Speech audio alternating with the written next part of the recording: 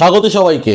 আজকে এমন একটা অঙ্ক বোর্ডে নিয়ে নিয়েছি যে অঙ্কটা শিক্ষক জীবনে ছাত্রছাত্রীদের বারে বারে করাতে হয়। অঙ্কটার মধ্যে খুব একটা যে জটিলতা আছে তা না, কিন্তু বোঝার একটা বিষয় আছে, গুলিয়ে যাওয়ার একটা বিষয় আছে। একটাই অঙ্ক করাবো, ভালো করে বুঝে নাও। অঙ্কটা মাধ্যমিক থেকে শুরু করে নিচু ক্লাস, এমনকি চাকরির পরীক্ষায় সব ক্ষেত্রেই খুব বারে বারে আসে। বুঝে নাও কিভাবে করতে হবে অঙ্কটা, আগে একটু দেখে নিই। অঙ্কটা কি আছে? এক পাত্র শরবতে 5:2 অনুপাতে সিরাপ ও জল মেশানো আছে। ধরে নাও এটা একটা পাত্র, এই পাত্রের মধ্যে এতটা ধরে নাও সিরাপ আর জল আছে।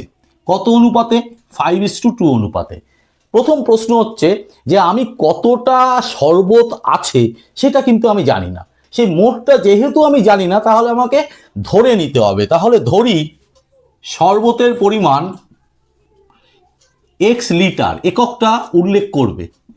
ক্লিয়ার? তাহলে এইটুকুনি আমার টোটালটা হচ্ছে এক্স লিটার। তাহলে স্বাভাবিকভাবে প্রশ্ন আসছে এই এক্স লিটারের মধ্যে কতটা আমার সিরাপ আছে আর কতটা জল আছে। মিশ্রণ যেভাবে করে সেইভাবে বের করব। তাহলে আগে একটু লিখে নিই, শরবতে সিরাপ ও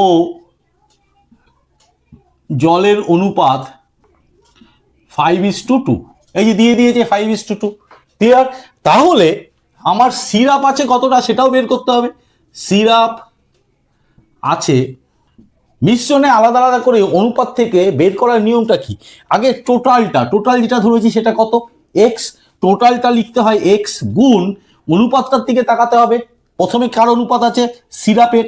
সিরাপটা লিখবো ওপরে 5, নিচে এদের আনুপাতিক যোগফল, মানে 5 + 2 7।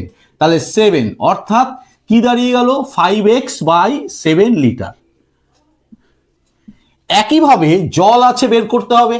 জল আছে এক্স গুণ এই অনুপাতটা 2 বাই আনুপাতিক যোগফল 2x/7 লিটার। এইবার অঙ্কটার বাকি অংশটা আমি পড়ে দেখি।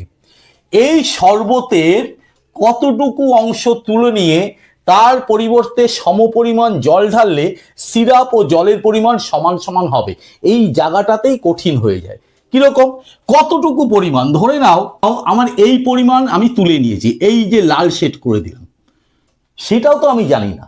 সেই লাল শেড করা একটা পরিমাণ, এখানে যেমন টোটাল আমি এক্স ধরেছিলাম, তাহলে যতটুকু শরবত আমি তুলে নিয়েছি, মাথায় রাখতে হবে শরবত, সেই শরবতটা ধরে নাও ওয়াই আমি তুলে নিয়েছি, তোলা। পরিষ্কার? এইবার তুলে নেওয়ার ফলে ঘটনাটা কি ঘটলো এই জায়গাটা ভালো করে বুঝতে হবে। শরবতের ওয়াই পরিমাণ যখন আমি তুলে নিচ্ছি, তাহলে আমার শরবত থেকে একসাথে কি কি বেরিয়ে গেল? কিছুটা সিরাপও বেরিয়ে গেল, কিছুটা জল বেরিয়ে গেল। সেই কিছুটা আমি কতটা, এটা আমার বের করতে হবে। প্রশ্ন আসছে এই যে ওয়াই পরিমাণ যে শরবতটা তুলছি, এখানেও তো সিরাপ আর জলের অনুপাত সেই 5:2।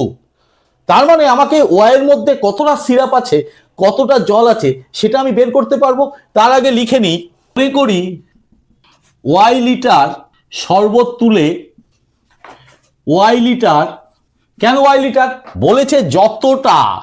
যতটা কতটুকু অংশ তুলে নিয়ে সম পরিমাণ, মানে যতটা আমি শরবত তুলবো ততটাই আমি কি করব? জল ঢালবো। তার মানে ওয়াই লিটার জল ঢালা হলো।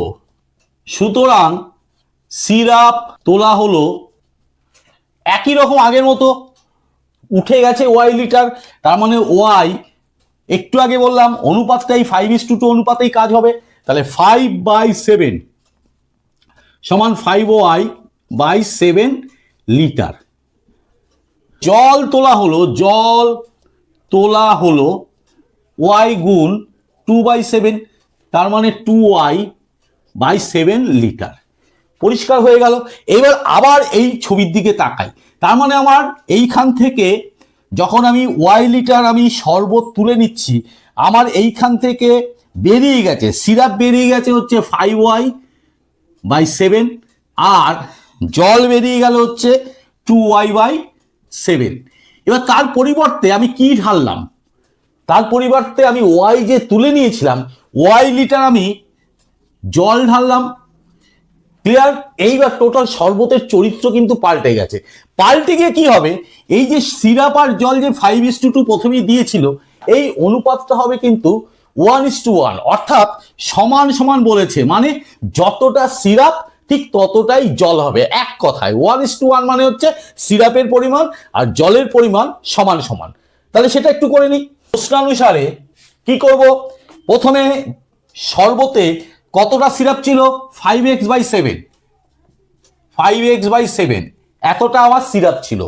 ওয়াই লিটার তোলার ফলে আমার সিরাপ কতটা বাইরে বেরিয়ে গেছে, 5y/7। তাহলে বাইরে বেরিয়ে গেল 5y/7, অর্থাৎ বাদ দিয়ে দিলাম। এইটা হলো সিরাপ। এবার জলটা একটু হিসেব করি, জল কতটা ছিল, 2x/7।